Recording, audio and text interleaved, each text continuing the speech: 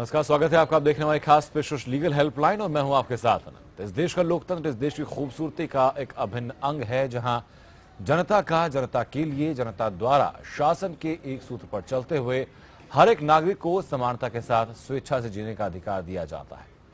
लोकतंत्र की आत्मा संविधान को कहा जाना गलत नहीं होगा और इसी संविधान का प्रियम्बल यानी संविधान की प्रस्तावना भी समाज के हर व्यक्ति के लिए समता और न्याय की बात करता है। कानून हर समस्या के सही प्रारूप में समाधान के लिए मौजूद है, लेकिन सही जानकारी ना होने या कानूनी पेचीदगियों के चलते एक बड़ा हिस्सा समाज का सही समय पर न्याय हासिल करने में असमर्थ महसूस करता है। और इसे द्रोह खत्म करने के लिए इंडिया लीगल रिसर्च फाउंडेशन की इनिशिएटिव लीगल हेल्पलाइन में हम यहाँ मौजूद हैं, आपकी हर कानूनी समस्या में आपकी बेहतर सहायता के लिए। और आज जिस विषय पर चर्चा के लिए आपके साथ यहाँ पर हम लोग मौजूद हैं वो है तलाक को लेकर कि तलाक को लेकर क्या कानूनी प्रावधान है।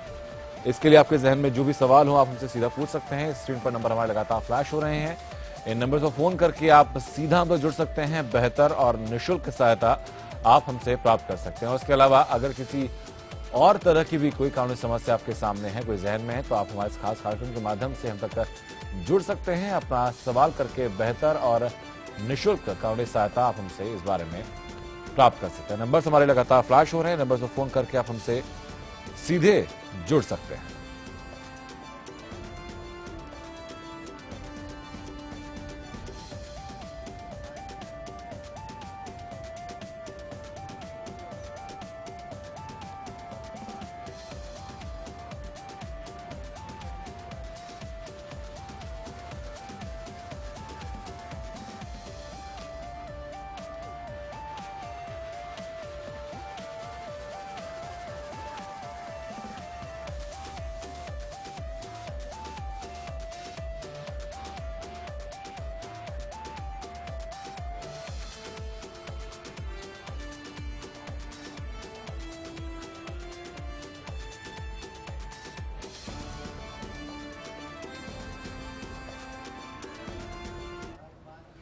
हमारे साथ दो खास मेहमान जुड़ चुके हैं। हमारे साथ विशाल यादव हैं, आप अधिवक्ता हैं सुप्रीम कोर्ट ऑफ इंडिया से। हमारे साथ दिव्य दर्शन शर्मा हैं, पूर्व सचिव हैं दिल्ली बार एसोसिएशन के। बहुत बहुत स्वागत आप सभी लोगों का।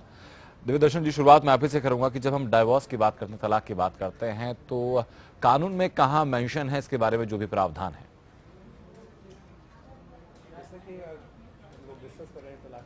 जी, इसमें कई बार एक मुद्दा उठा है जो कॉमन सिविल कोड को लेकर है जी, क्योंकि जितने भी हमारे यहाँ धर्म है उनके हिसाब से जनरली हर एक रिलीजन के हिसाब से अलग अलग एक्ट और प्रावधान है। लेकिन मैं स्पेसिफिकली फिलहाल बात करना चाहूँगा हिंदू मैरिज एक्ट में जी, क्योंकि 1955 से पहले ये माना जाता था कि जो हिंदू मैरिज है आर मेड इन हेवन, तो उसका अर्थ पर कोई ऐसा समाधान नहीं हो सकता कि उसको हम अलग कर दें। लेकिन 1955 में एक प्रोविजन आया कि इसमें कुछ सर्टेन ग्राउंड्स के ऊपर अगर जहां लगता है कि हस्बैंड और वाइफ आपस में आगे नहीं रहना चाहते हैं, कुछ कारण ऐसे हैं जो अनवाइडेबल रीजंस हैं जिनकी वजह से वो लोग साथ नहीं रह सकते, तो उन कंडीशंस में उनको आधार बना करके एक तलाक का, एक डाइवोर्स का एक ग्राउंड तैयार किए गए। और वो कुछ सर्टेन ग्राउंड्स हैं जिनमें एडल्ट्री, क्रूएल्टी या डिजर्शन, कुछ ऐसी चीजें हैं जहां पर लगता है कि लाइफ एकदम साथ रहने के लिए मुश्किल हो गई है। उन ग्राउंड्स पे हम लोग तलाक को या डाइवोर्स को सीख कर सकते हैं कंसर्न कोर्ट जा करके। ठीक है विशाल जी, जानना चाहूंगा कि जो म्यूचुअल कंसेंट के साथ डिवोर्स होते हैं, जो म्यूचुअल कंसेंट के साथ जिनमें म्यूचुअल कंसेंट नहीं होता, दोनों के लिए प्रावधान अलग अलग हैं या फिर एक ही प्रावधान होता है? दोनों के लिए प्रावधान अलग अलग है। म्यूचुअल कंसेंट जो है, जो डाइवोर्स है वो सेक्शन 13 में, जैसा कि दिव्य दर्शन जी ने बताया कि 7-8 कंडीशंस हैं जिनमें डाइवोर्स हो सकता है। और म्यूचुअल कंसेंट के लिए अदर प्रावधान है जिसमें कि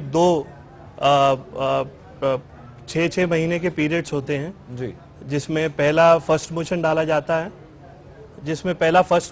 जाता है जी, और 6 महीने के बाद दूसरा मोशन पड़ता है जी। और इसमें बड़ा महत्वपूर्ण है कि जो ये 6 महीने का प्रावधान होता है इसको कानूनी भाषा में कूलिंग पीरियड पे कहते हैं जी। इसमें कोर्ट ये देखती है कि अगर दोनों पार्टीज आपसी सहमति से रह सकते हैं तो फिर जो है फर्स्ट मोशन नहीं दूसरे में कन्वर्ट होता है, और नहीं रह सकते हैं तो दूसरे मोशन में वो फाइनल हो जाता है जी। ठीक है देवी दर्शन जी, अगर विदाउट म्यूचुअल कंसेंट अगर कोई डाइवोर्स फाइल किया जाता है तो कौन कौन से ग्राउंड्स होते हैं जिनके बिहाफ पर डाइवोर्स फाइल किया जा सकता है? जैसे मैंने अभी बताया आपको कि इन ग्राउंड्स अलग रिलीजन के हिसाब से अलग हैं, लेकिन कुछ ग्राउंड्स बिल्कुल कॉमन है।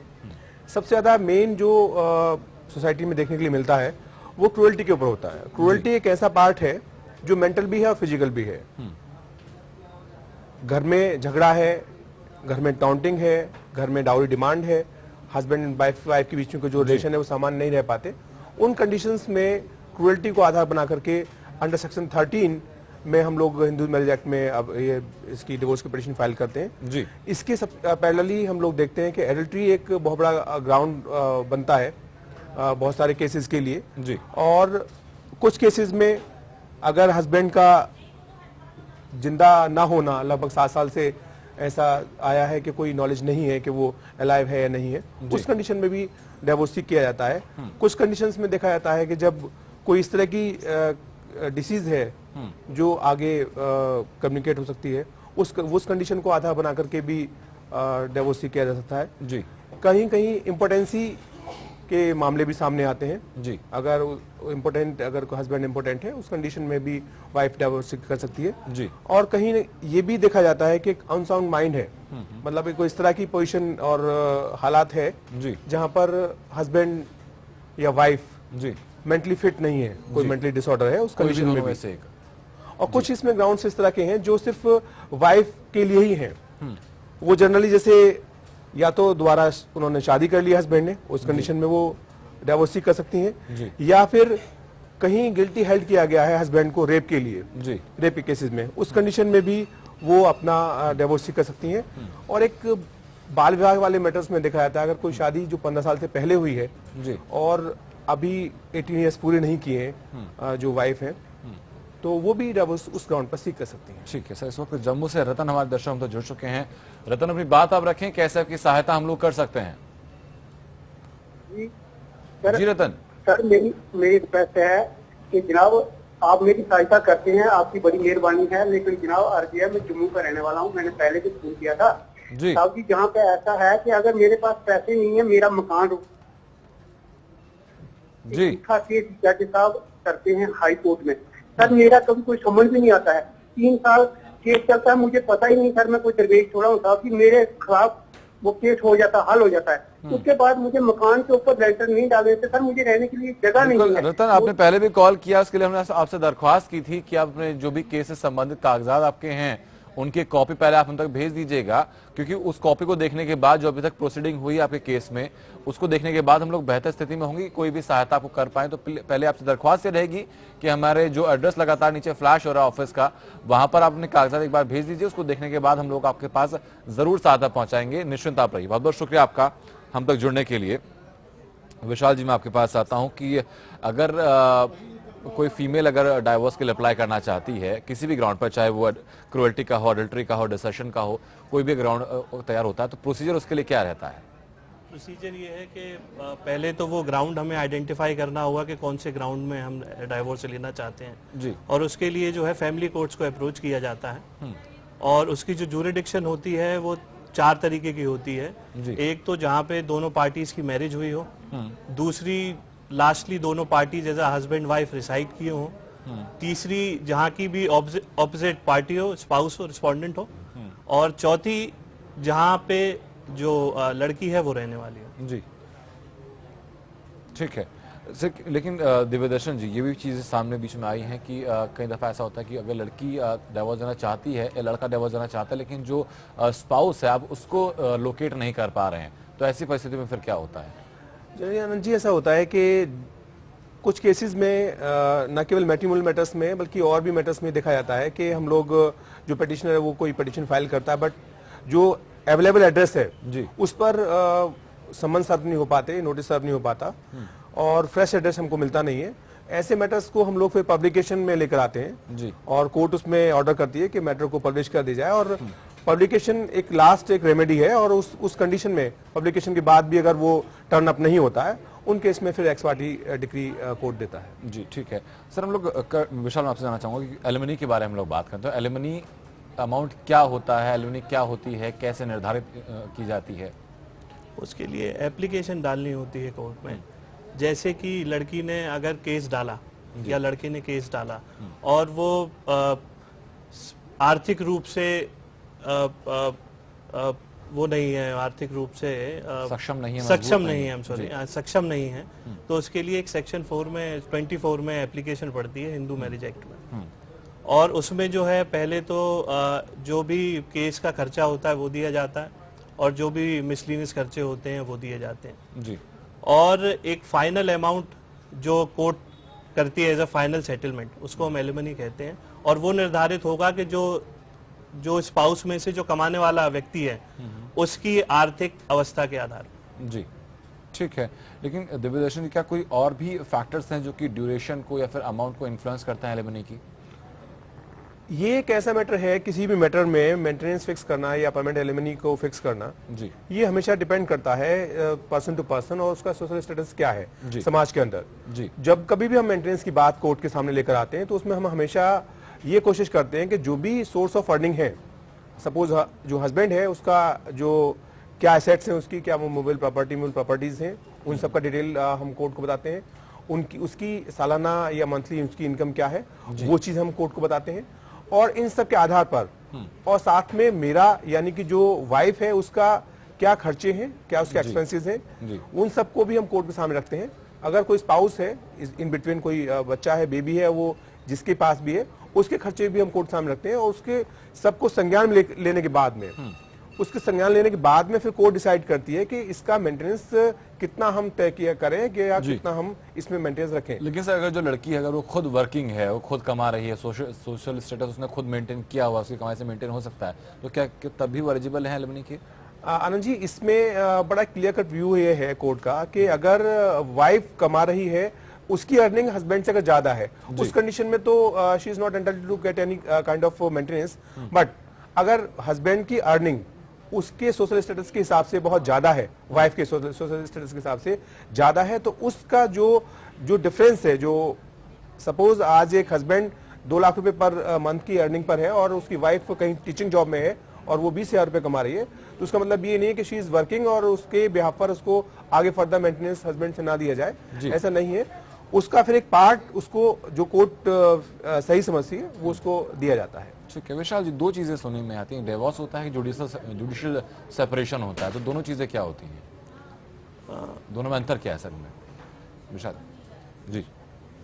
जी, डाइवोर्स जो होता है, जैसा कि हमने अभी पहले बताया कि डाइवोर्स जो होता है वो एक फाइनल डिग्री होती है, एक ग्राउंड्स निर्धारित किए गए हैं कि इन ग्राउंड्स के आधार पर ही डाइवोर्स होगा, जो 8 ग्राउंड्स हैं, डिजर्शन, क्रूएल्टी और अदर्स, कम्युनिकेबल डिजीजेस हैं और अदर्स हैं, तो वो एक फाइनल डिग्री होती है। लेकिन जो जुडिशियल सेपरेशन होता है वो एक फाइनल डिग्री नहीं होती है एक हद तक जी, ये फर्क होता है। इसमें मैं एक चीज और कहना चाहूंगा जी, जनरली सेक्शन 10 में इसको डिफाइन किया गया है और बिल्कुल विशाल जी ने ठीक कहा, लेकिन डाइवोर्स को हम एक तरह से एंड ऑफ द मैरिज समझते हैं, कोई राइट कोई ऑब्लिगेशन फर्दर सस्टेन नहीं करता आफ्टर द डिवोर्स। लेकिन जो जुडिशियल सेपरेशन है ये एक तरह से जो हमारे नेचुरल हमारे जो राइट हैं, जो ऑब्लिगेशंस हैं, वो सिर्फ सस्पेंड हो जाते हैं जी, और यही एक बेसिक डिफरेंस है दोनों के बीच में। वहां हमारे जो वो ऑब्लिगेशंस हैं वो हमेशा के लिए खत्म नहीं होते, सिर्फ एक टेम्परेरी सस्पेंड हो जाते हैं। जुडिशियल सेपरेशन के लिए सर कोई टाइम लिमिट तय की जाती है कि सिर्फ इतने वक्त के लिए लोग अलग अलग रहेंगे, या फिर किस आधार पर टाइम लिमिट तय की जाती है? जनरली अगर कोई पार्टी जुडिशियल सेपरेशन में है और उसके बाद भी वो अपने को अपनी मैरिज को रेस्टोर नहीं करते हैं, अपने वापस रहना शुरू नहीं करते हैं, तो वो एक अच्छा ग्राउंड होता है डिवोर्स के लिए जी। ठीक है विशाल जी, यहाँ पर हम लोग चाइल्ड कस्टडी के बीच में बात करते हैं, तो चाइल्ड कस्टडी कैसे निर्धारित की जाती है? चाइल्ड कस्टडी के लिए भी जो है एक एप्लीकेशन पड़ती है और उसमें ये निर्धारित किया जाता है कि बच्चा किसके साथ कंफर्टेबल ज्यादा है, कौन ज्यादा टाइम दे सकता है, और जरूरी नहीं है कि अगर पिता कमाता है तो पिता को ही कस्टडी दी जाएगी। ये बड़ा इंपॉर्टेंट है कि बच्चे के साथ समय कौन ज्यादा बिताता है, बच्चे को एक समाज में सही दिशा देना मिल्किंग स्टेज पे बड़ी जरूरी है, और इसलिए ये इसके आधार पर निर्धारित किया जाता है कि बच्चे के ग्रोथ के लिए दोनों स्पाउस में से कौन अच्छा होगा। ठीक है सर, इस वक्त हरिद्वार से अर्जुन हमारे दर्शक जुड़ चुके हैं हम तक। अर्जुन, अपनी बात आप रखें, कैसे आपकी सहायता हम लोग कर सकते हैं? हेलो जी अर्जुन।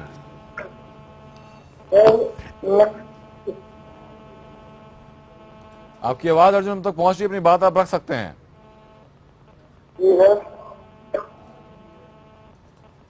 चलिए अर्जुन, आपका नंबर हम तक पहुंच गया है। इंडिया लीगल रिसर्च फाउंडेशन की टीम की तरफ से आपको जल्द कॉल जाएगा और बेहतर सहायता आपकी जरूर की जाएगी। देवदर्शन जी, जब हम लोग डाइवोर्स के बारे में बात करते हैं, पढ़ते हैं, तो बाइगेमी एक शब्द हम लोग सुनते हैं, तो वो क्या है? बाइगेमी जनरली जब हम स्पाउस में से कोई भी हस्बैंड या वाइफ दूसरी शादी करता है, वो बाइगेमी कहलाता है। और हालांकि इंडियन पेनल कोड में भी, आईपीसी में भी एक ऑफेंस है, और ये अपने आप में एक तलाक का भी एक ग्राउंड है, जब उसका भी ग्राउंड बनता है जी।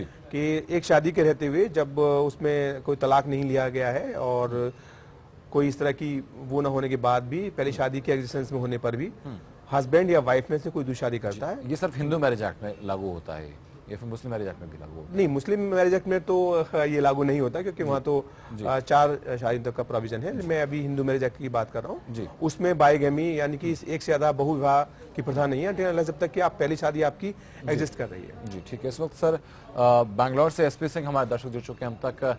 सिंह साहब, अपनी बात आप रखें, कैसे आपकी सहायता हम लोग कर सकते हैं?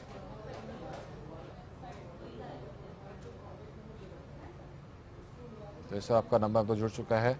इंडिया लीगल रिसर्च फाउंडेशन का आपको जल्द कॉल जाएगा, बेहतर सहायता आपकी जरूर की जाएगी इस बारे में। और बहुत बहुत शुक्रिया सर आप लोगों का अब तक चर्चा में शामिल होने के लिए और चर्चा को बेहतर बनाने के लिए।